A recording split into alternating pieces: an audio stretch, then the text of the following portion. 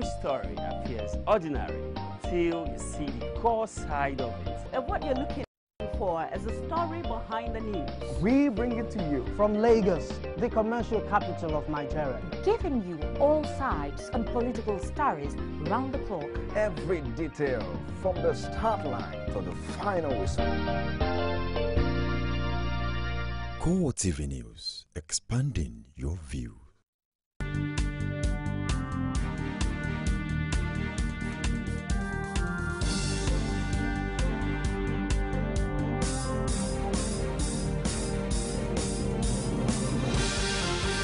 Hello there, thank you for joining us on CoreTV Primetime News. I am Nifemi Oguntoye. In our top story tonight, President Muhammadu Buhari charges members of all Progressives Congress at the National Assembly to respect party supremacy.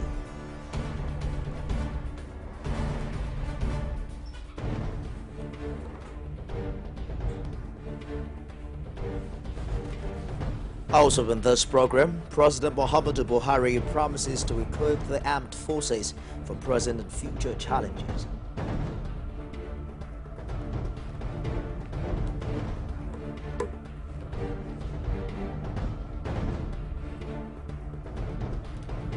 Civil servants in Osun State reject proposed salary cut by the state government.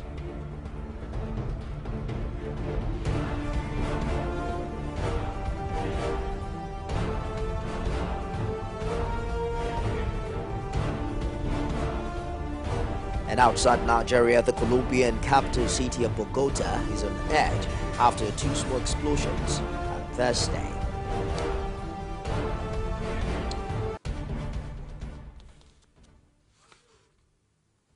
And now the news and details. President Muhammadu Buhari has re-emphasized the supremacy of the party while urging party members to sheath their sword over the festering crisis within the All Progressives Congress. This was at the opening of the party's first National Executive Committee meeting in Abuja since its inauguration on May 29. He expressed dismay at the fact that the party seems to be losing the war internally while suing for peace among the contending figures. This is the first gathering of members of APC's National Executive Committee since it became the ruling party. The meeting had in attendance all the main actors in the crisis that has gripped the party in recent times. It provided President Buhari an opportunity to remind party members how they all rode to success on APC's platform. He urged them to shelve personal ambition for the party's progress. Let us, as members of APC, no matter our personal differences, get together and meet the mandate given to us by this country. This is my personal appeal, and in the name of God, whatever your personal interest is and ambition, please keep it close to your heart and in your pocket. He also charged the members to strive to reclaim the confidence of Nigerians in their ability to steer the country right. Let the APC work, and let the system work, and let us have a government that will earn the respect of our constituencies. Earlier, the national chairman of the party, John Odidio Yegun, sought to deflect attention from the intra-party crisis by saying that the main aim of the meeting was to ratify membership of the Board of Trustees. The main item on your agenda, which is before you, is of course the ratification, approval by this body of aspects of the membership of the Board of Trustees. We are less than 2 years old. We'll be 2 years at the end of this month. And we have not had a lot of time to ensure that all the organs of this party function as prescribed for them by the Constitution. So we want to complete the composition of the Board of Trustees so that they too can be called into session to undertake their constitutional duties. The meeting is one which party chieftains hope will bring a final solution to the crisis arising from the National Assembly leadership tussle before proceedings resume on July 21. At the meeting, Senator Bukola Saraki reaffirmed his commitment to the ideals and policies of the All Progressives Congress, and this, he says, is contrary to concerns about the stance on the party. Senator Saraki also assured the party chairman that the reconciliation meeting hosted by APC governors went well. He said all these in response to concerns expressed by the delegation. The All Progressives Congress is convinced that the current leadership crisis in the National Assembly will soon be resolved. National Publicity Secretary of the party, Lai Mohammed, gave the assurance at the end of the first National Executive Council meeting in Abuja. He said all the parties in the crisis have agreed on the need for resolution because of the negative impact of the lingering dispute. BOT, it's not the whole membership of BOT. I think we dealt basically with item 5, the issue of past national chairmen and chairmen of board of trustees of political parties that have produced a past president, senators, members of House of Representatives, etc., and who are members of the party. We also dealt with the provision that dealt with the powers of the NWC to make nominations. We dealt with, and we received nominations from all the states and nominations from all the zones. I think the less said about this logjam, the better, not just for the party, but for the whole nation. I'm sure it is not just in the interest of APC that this matter be resolved. I think it's in the overall interest of all of you who voted for change. Now, so I won't want to dwell on the nitty-gritty of what the resolution is going to be because one, I don't know. Two, it's an ongoing process. But when we talk about party supremacy, it derives from the constitution of the party. And as the All Progressives Congress search for a way out of the crisis rocking the party, the Chief of Staff to Governor Adams Oshiomhole and former member of House of Representatives says the party will overcome its present challenges. Patrick Obayagbon, however, took a swipe at the former Minister of Finance Ngozi Okonjo-Iweala over the missing excess crude fund as challenged by his boss. Rashid has more in this report. While Nigerians continue to wait for the ministerial list of President Muhammadu Buhari, Patrick Obahiagbon, Chief of Staff to the Edo State Governor Adams Oshiomhole, says Nigeria will indeed experience the change that his party campaigned on. What they think is the slow pace of President Muhammadu Buhari, whereas I share their tenterhooks, but let me hasten to say that when they raise this criticism, they are not mindful of the fact that President Muhammadu Buhari came on board against the backdrop of 12 years of political holocaust, that they came on board against the backdrop of 12 years of political Philistinism, economic vampirism. So it's going to take a month of Sundays to cleanse the organ tables. So my appeal to Nigerians is for them to exercise some little patience. I am very convinced that in Buhari, at the end of the day, Nigerians will be happy that they have found a political palladium and an economic policy. Obahiagbon says the accusation by his boss, Adams Oshiomhole, against the former Minister of Finance, Ngozi Okonjo-Iweala, is genuine and real, daring Okonjo-Iweala to grace the four-man committee set up to look into the matter and explain her side of the story. A committee has been inaugurated, a committee of 4 governors by the National Economic Council. It is up to the former finance minister to make herself available before that committee to prove her assertion quod erat demonstrandum. The matter is already in the public domain. I do hope and I challenge her to take advantage of that 4-man committee to justify the statement she is making. Meanwhile, the National Publicity Secretary of APC has urged Nigerians to be patient with Buhari, saying the ministers' list will be released soon. In the area of corruption, the president has started in earnest by ordering all, revenue-generating agencies like MPA, Customs, NMPC to abolish all illegal accounts. He has said, the process also of getting the true figures of what we earn. So it's not correct to say that we are not hit the ground running. But you see, if appointing ministers is what you mean, they will be appointed very soon. Political pundits are, however, of the opinion that the internal rift within the APC must be resolved to move the party and especially the nation forward. Rashid, CoreTV News. Well, the crisis rocking the National Assembly seems not limited to the All Progressives Congress, as members of the People's Democratic Party disagree over who should occupy some positions in the National Assembly among its senators. One of the senators who spoke with journalists on condition of anonymity in Abuja said powerful forces in the party were planning to install their cronies as principal officers of the party in the National Assembly. It will be recalled that the party, through its National Publicity Secretary, Olisa Metu, had announced the zoning of the offices to different zones. Metu said that in the Senate, the party zoned the office of the Minority Leader to the South-South, and the position of the Minority Whip was moved to the North Central. However, the Northeast and Southwest will provide the Deputy Minority Leader and the Deputy Minority Whip, respectively. In the House of Representatives, Metu said the PDP caucus in the chamber had already zoned the placement of the Minority Leader to the South-South without informing the party, though the party has accepted. Metu listed all the offices as zoned by the party to include the Minority Whip to the Northwest and the Deputy Minority Leader to come from the Southeast, while the Northeast will fill the position of the Deputy Minority Whip.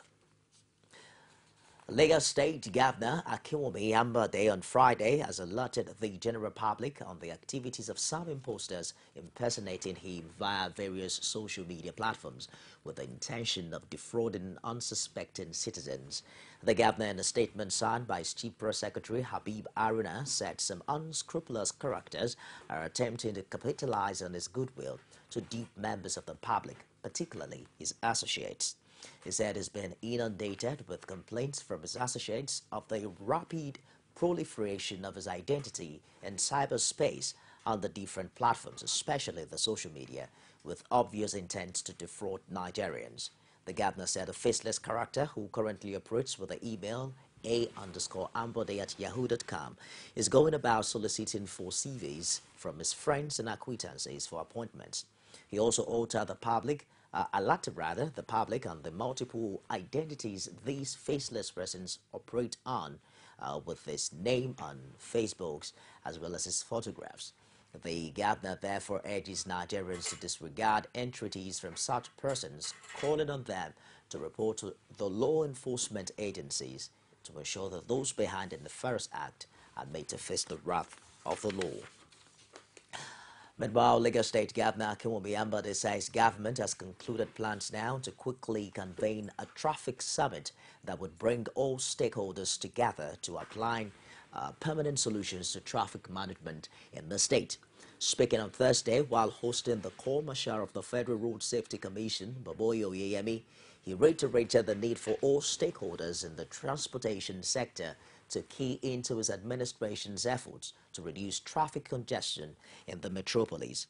The governor also appealed to tank farm owners in the Apapa axis to partner with government and stakeholders to find a permanent solution to the traffic gridlock that's been experienced in the area. Speaking earlier, the Corps Marshal of the Federal Road Safety Commission, Baboye Oyeyemi, expressed happiness at the bold steps already taken by the Ambode administration concerning traffic management. He said that FRC is operating on the same page with the state on its efforts to curb the menace of tankers and trailer drivers on the roads, adding that henceforth the Commission would not compromise on minimum safety standards for all articulated vehicles. Travelers, however, have now called on relevant authorities to work out strategies of averting the traffic bottleneck that has become a regular feature on the Lagos-Ibadan Express Road. They lament the ordeal commuters go through, spending productive hours in traffic in what is described as an avoidable menace. According to road users who declined speaking on camera, the incessant traffic is caused by a monthly activity of a popular religious organization.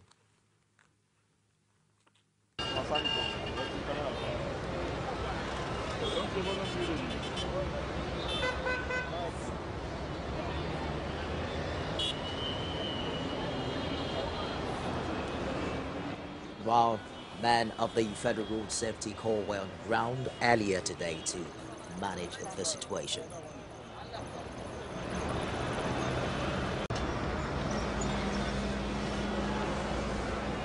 We'll take our first break now, and I'll be back with more stories. Don't go away. Afghan have naked, that's a sign of protest, saying that things are not good. Women share the most amazing thoughts. When it's close to the time, our people will protest on national issues. That was on their own point. That was an accident. That is different. And they do it Politics is about being a servant. passionately. Without a woman, there will be no success at all. Sharing the adorable word of women. There are some women who have what it takes. In politics. Margaret Thatcher, Iron Lady. When she's too soft, she's too soft. Only on CoreTV News. Is one of the 5 pillars of Islam. It is the month where the Holy Quran was first sent down to the Prophet Muhammad, peace be upon him. During this month, Muslims all around the world must fast. They do not eat or drink between sunrise and sunset, and it is obligatory on all Muslims if they are physically and mentally sound, except for the traveler, elderly, pregnant, menstruating, or chronically ill. Whoever cannot fast, it is their duty to feed the poor if they have the financial ability. It is not only abstinence from food and drink, but also a test for patience in refraining from evil actions, thoughts, and words.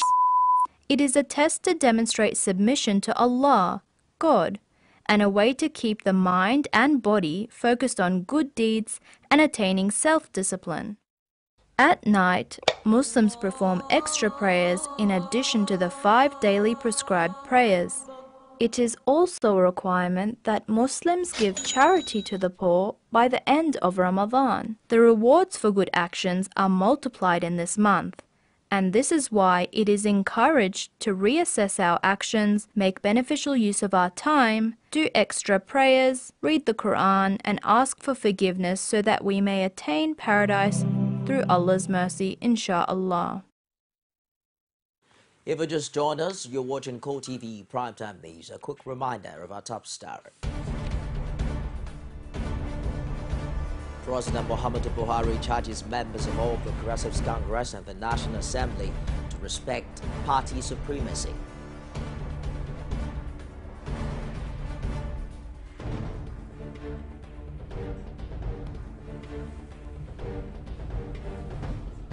President Muhammadu Buhari promises to equip the armed forces for present and future challenges.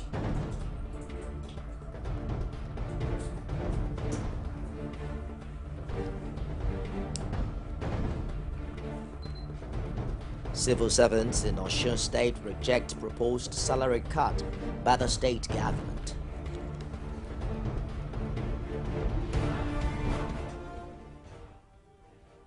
And for more on the news, you can check us out on any of our social media platforms. On Facebook, it's facebook.com/CoreTV News. Our Twitter handle is at CoreTV News NG, and we're streaming live on YouTube. It's youtube.com/CoreTV, the space and news. Moving on now, President Muhammadu Buhari has promised that his administration will ensure that the armed forces are well equipped to enable them discharge their responsibilities internally as well as globally. He gave this assurance in a speech delivered on his behalf by Vice President Yemi Osinbajo at the graduation ceremony of the Senior Course 37 of the Command and Staff College in Jaji. President Buhari promised that his administration will not relent in equipping the armed forces to firmly address all forms of threats that may arise both in peace and at war. He also reminded members of the armed forces that they have a principal role to play in protecting the lives and property of the citizenry. We must therefore live up to expectations at all times. We must uphold our nation's enduring legacy in global peacekeeping operations. Gentlemen, as members of the armed forces, you have a principal role to play in protecting the lives and properties of our citizens from all forms of internal or external threats, while maintaining internal peace and security remains primarily the responsibility of the civil police. The scale of the current security challenges facing our nation requires the military to play a more decisive role in support of civil power. As graduates of the Command and Staff College Senior Course, I'm convinced about your capabilities. I'm optimistic that you will not let this nation down. Your presence here today is a clear testimony of how dearly you hold this great institution. Our guest of honor, sir, distinguished invited guests, today's graduation ceremony formally marks the successful completion of yet another senior course. The course assembled on 30th of July 2014 and is made up of 174 students comprising 70 Nigerian Army officers, 43 Nigerian Navy officers, 31 Nigerian Air Force officers, and 9 civilians from the Defense Intelligence Agency, Department of State Service, Ministry of Defense, Nigeria Immigration Service, Nigeria Prison Service, National Youth Service Corps, and the Federal Road Safety Corps. Your Excellency, there are also 21 international military officers on the course, comprising 5 from Mali, 4 from Ghana, and 2 each from Benin Republic, Burkina Faso, Sierra Leone, and Togo. There are also 1 international student each from Cameroon, Chad, the Gambia, and Senegal. It has been 49 weeks of intense operational military training and academic activities for these students.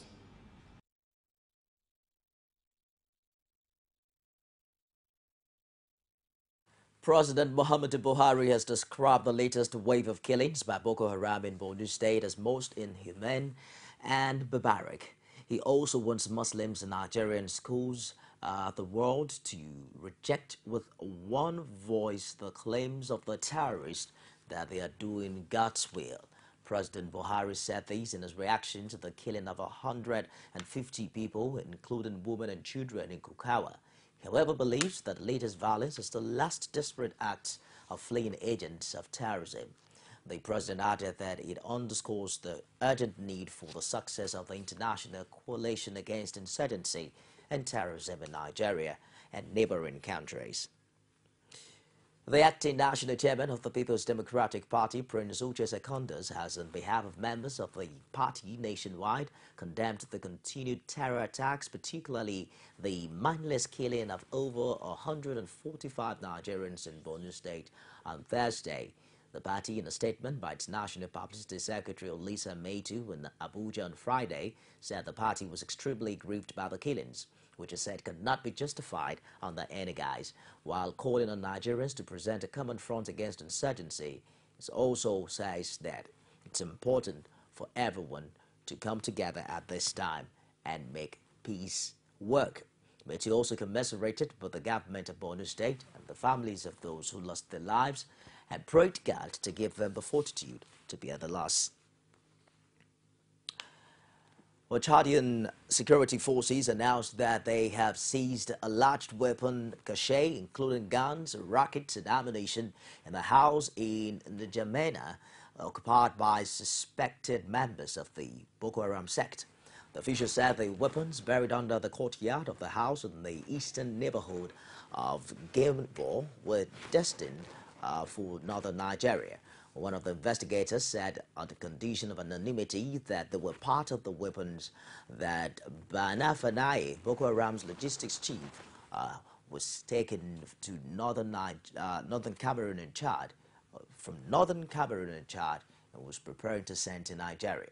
It said the revelation came during an investigation after Fanaye was arrested in a raid by Chadian police in June. State Prosecutor Agassin Kami said the latest arms cache discovered on Thursday was found hidden in one of the houses raided on June 27.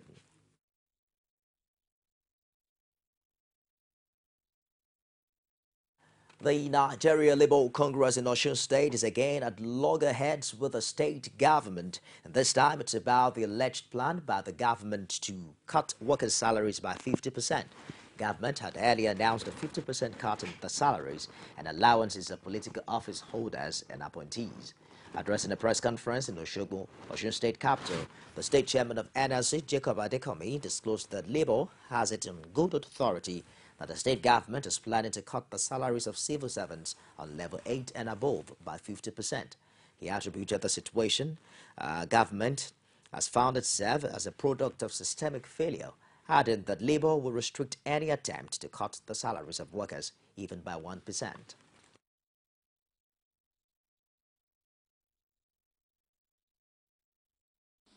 It is sad to inform the public that government has resolved to cut the salaries of public servants in Osun State by 50% from January 2015. And we want to say unequivocally that it is unacceptable to the entire workforce in the state of Osun. It is satanic, wicked, and suicidal for any government and barbaric to arrive at this position after he had failed his constitutional responsibility for the past 8 months. Never will the workers accept this. If you are coming with dancing, you have to pay us fully pension. If you pay our pension fully, then do whatever you want to do. Abikilawi.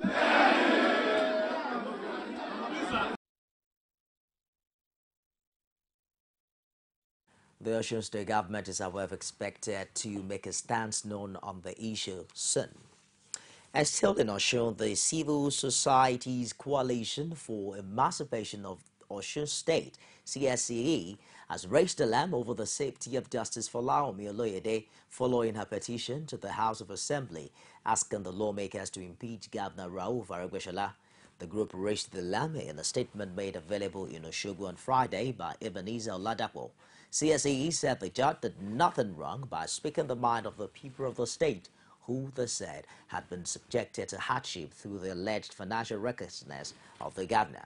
The group therefore urges all well-meaning citizens of Osun State, home and abroad, as well as all God-fearing people all over the world to prevail on the state lawmakers to carry out its constitutional duties as has been demanded by the people of the state through Oloyede's petition. The President Association, National Handicap Careers Association of Nigeria, Adewale Adeyanju, has called for equal treatment for persons living with disabilities in the country. He decried the segregation and ill treatment as the major reason why its members are regarded as destitute in a society where they are capable of equally contributing their quota to its growth and development. Our correspondent, Omotayo Alo, has more on the story. Though the gathering looks very scanty, but it never failed to drive home its message of seeking a habitable Nigeria for persons living with disabilities. The occasion was aimed in creating awareness for health-related challenges affecting its members and the fight against counterfeit drugs, the major source of their predicament.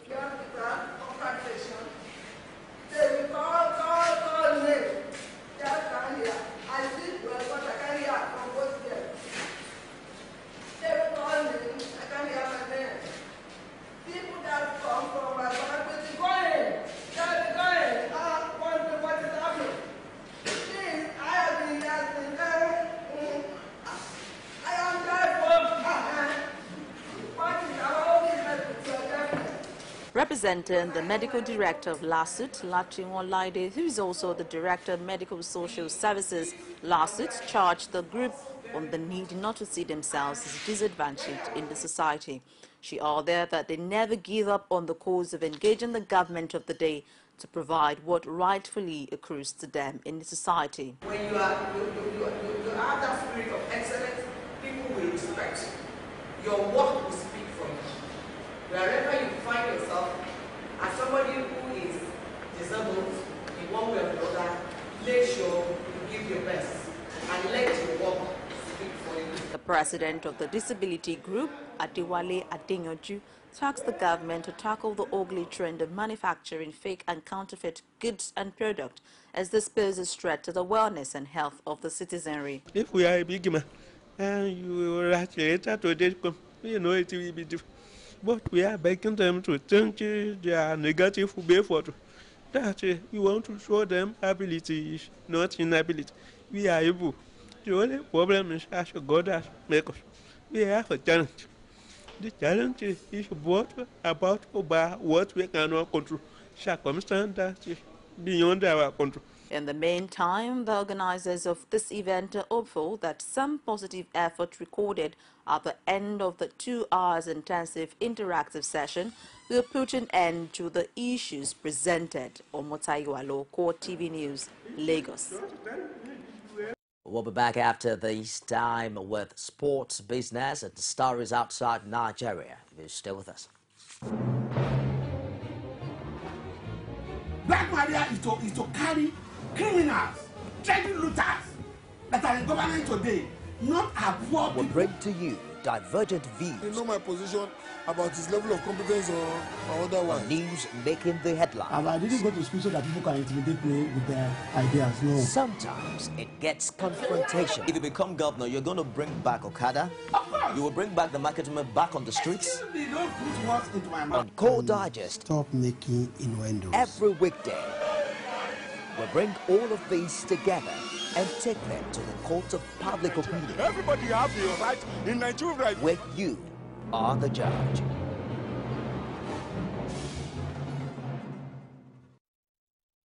And now to stories outside Nigeria. Colombia's capital of Bogota is currently on edge following 2 small bomb explosions on Thursday afternoon. Defense Minister Leo Carlos Velgas did not blame any group for the explosions, neither of which caused serious injuries. They came at a time of renewed security concerns in Colombia after several high-profile attacks on infrastructure by FARC rebels.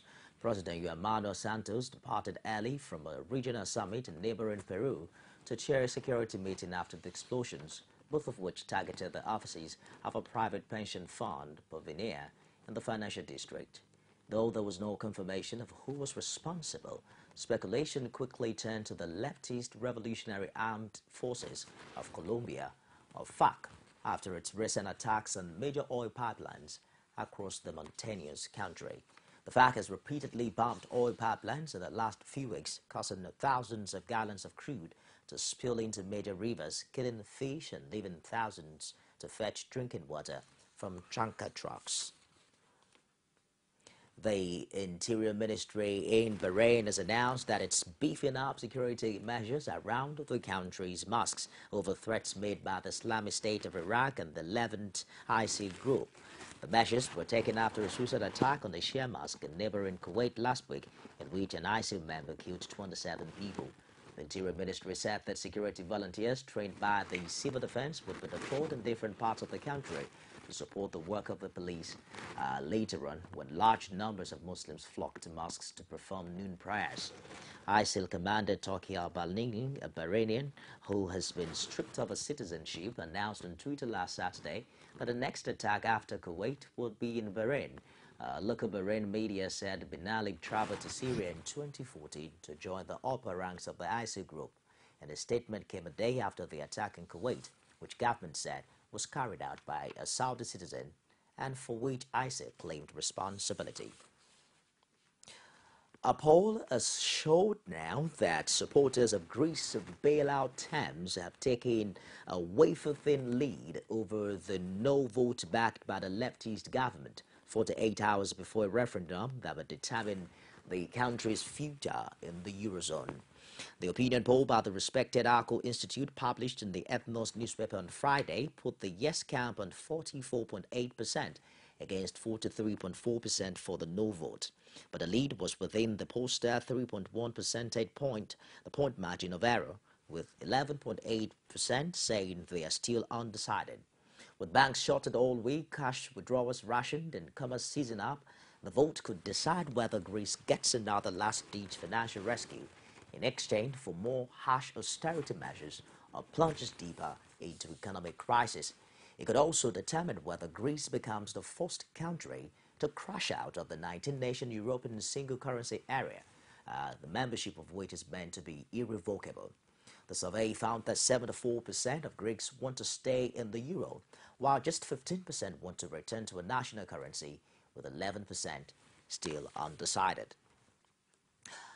Liberia officers say they are investigating whether the new cases of Ebola virus disease in the country have spread through animals after a third victim tested positive to the virus nearly 2 months after it was declared Ebola-free. Case management team leader for Liberia's Ebola task force, Moses Masekwe, disclosed that the 3 villagers who had tested positive for the disease had a history of having had dog meat together. He said the response team is also checking on deaths of hundreds of cattle in remote Lofa County. The first new Liberian sufferer, 17-year-old Abraham Emega, died on Sunday in the village of Nedowayne, while 2 others have since tested positive in the village. Some locals reported that Emega and others in the village had recently dug up and eaten a dead dog. Deputy Health Minister Tobet Nyashe revealed that the 2 latest cases, a 24-year-old and another 27-year-old, are stable. It's now been proved that dogs can carry the virus, although humans have been affected by eating monkey flesh in past outbreaks. Liberia alone accounts for more than 4,800 of the 11,200 deaths in the outbreak. Madagascar lawmakers are set to vote on Friday on whether to sack the Prime Minister and his government just 6 months after public frustration with power cuts, rampant unemployment and a stagnant economy that forced out the previous administration. Prime Minister Jean Ravil, who took office in January, had promised to work swiftly to restore the economy.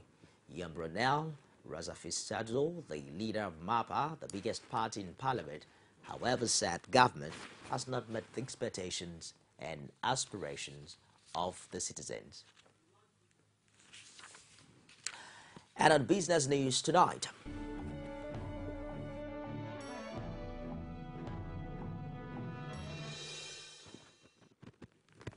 the Federal Inland Revenue Service, FRS, says it collected 1.85 trillion naira as tax from the various sectors of the economy between January and June this year. Acting chairman of the agency, Samuel Ogungbeson, made this known while appearing before the leadership of the Senate to intimate on the performance of the agency in the first half of 2015 fiscal year. He disclosed that 697 billion naira was generated from petroleum profit tax, 778 billion naira from company tax, while 376 billion naira was realized from value-added tax within the period under review. He, however, noted that there was a shortfall in the level of non-oil revenue. He noted that efforts by the FRS to get subcharges from owners of private jets and mansions in the country over the years had not yielded the desired results.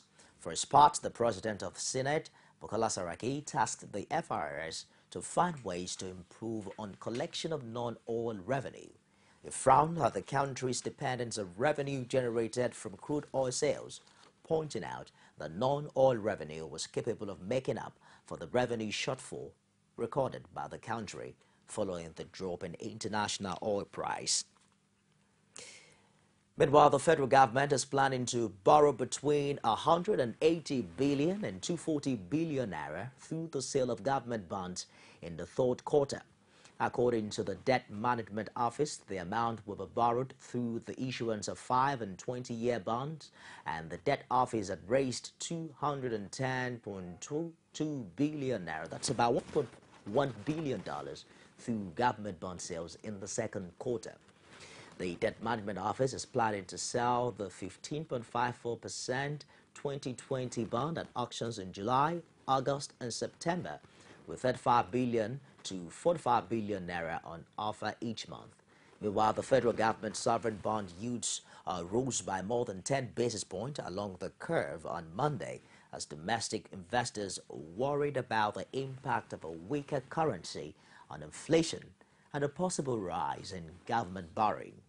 The Central Bank of Nigeria is also planning to borrow about 872.96 billion naira, that's about $4.4 billion in new treasury bills between June the 18th and, of course, as we count down to September 3. The total debt proposed for the third quarter is 12.3%, short of the 995.5 billion naira raised in the second quarter of the year. About 70% of the air accidents that happened in Nigeria were caused by regulatory inefficiency and negligence by government agencies in the industry. Airline operators of Nigeria have said Now, this was disclosed by the executive chairman of AON, Captain Nogia Megginson, while speaking at the forum in Lagos. He lamented that airlines lose about 27.6 billion naira to broad strike incidents alone annually.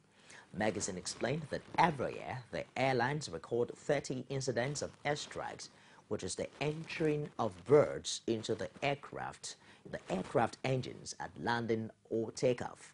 This is said is average of 2.5 incidents every month, adding that the cost of a single aisle aircraft engine is about $4 million, which airlines acquire to replace their damaged engines.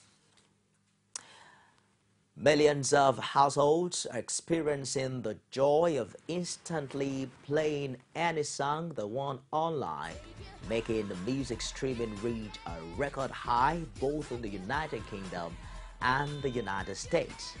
On entertainment news tonight, we have a number of songs played in the UK rising by 80 compared to this time last year.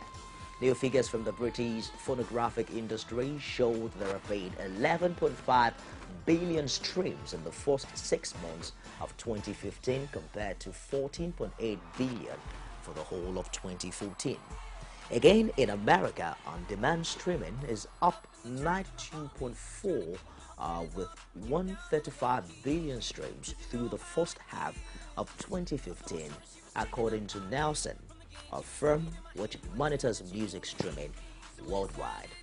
Well, with the launch of Apple Music, which joins the likes of Spotify, Deezer and Tidal, the popularity of streamed music is set to increase further, according to experts.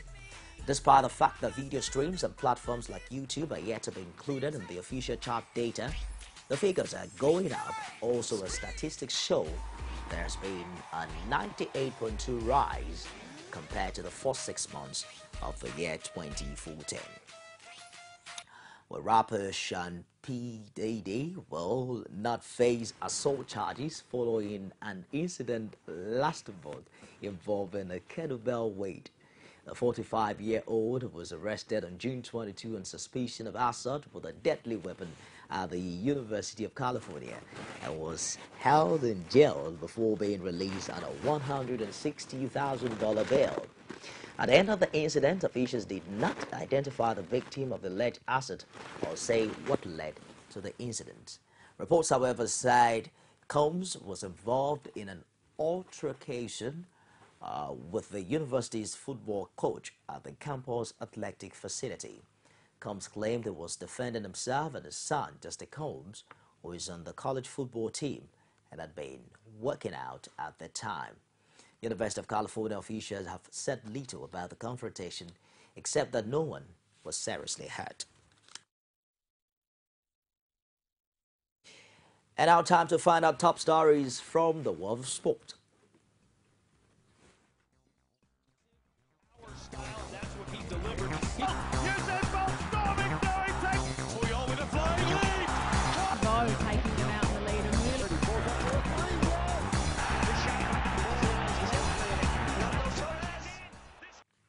The prospect of leading his country to a first major title in 22 years is driving Lionel Messi as Argentina meet Chile on Saturday in a Copa America final clash of the Golden Generations.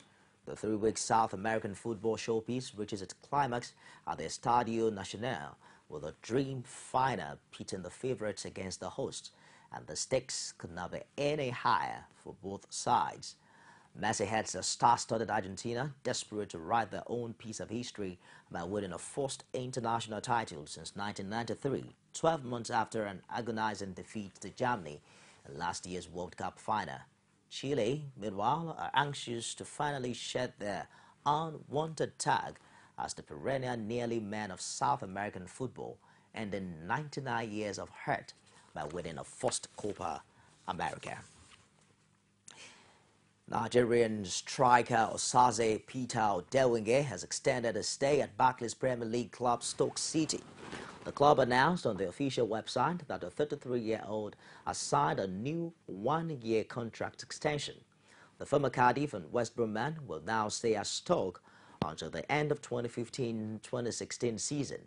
Adewinge also has an option of staying at the Britannia Stadium for a further 12 months. Stoke City explained that they decided to hand Adewinge a new contract due to his recovery from a knee injury at the start of last season. And to some tennis story, Rafael Nadal says he may not be able to rekindle his former Wimbledon glories after a shock second-round defeat by German qualifier Dustin Brown. The 14-time Grand Slam winner, now the world number 10, lost 7-5, 3-6, 6-4, 6-4 as his miserable run at the SW19 continued.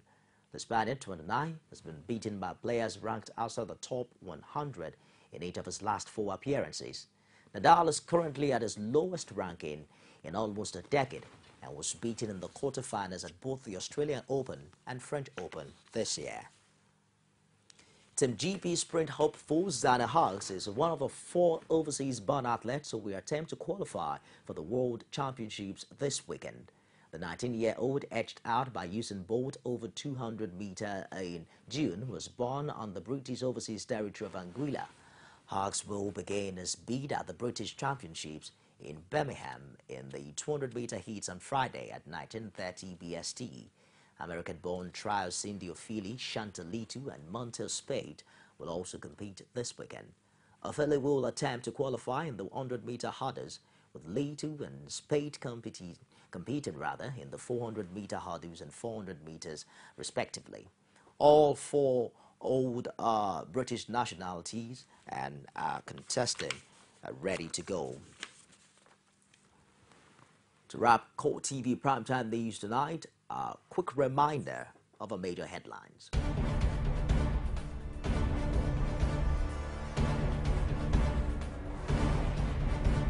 We told you President Muhammadu Buhari has charged members of all Progressives Congress and the National Assembly to respect party supremacy.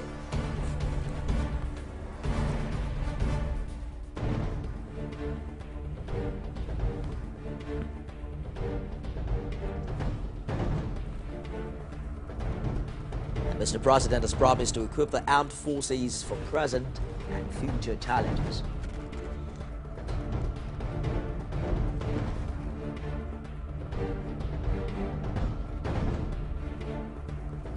In Osun State, civil servants have rejected proposed salary cut by the state government.